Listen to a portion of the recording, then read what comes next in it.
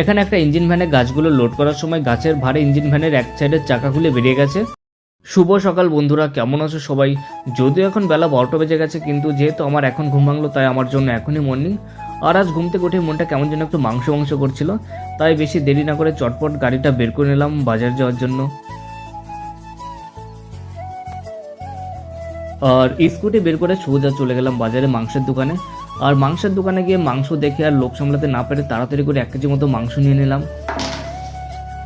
মাংস কিনে গাড়িটা স্টার্ট করার পর মনে পড়লো যে মা লঙ্কা নিতে বলেছিল, তাই সোজা চলে গেলাম সবজি বাজারে।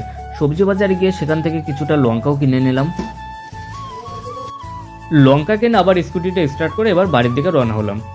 বাড়ি ফেরার সময় রাস্তায় ছোট একটা অ্যাক্সিডেন্ট দেখতে পেলাম। এখানে একটা ইঞ্জিন ভ্যানে গাছগুলো লোড করার সময় গাছের ভারে ইঞ্জিন ভ্যানের এক সাইডের চাকা খুলে বেরিয়ে গেছে। বাড়ি এসে মাংসটা রেখে ট্রিমারটা নিলাম, দাড়িগুলো একটু সাইজ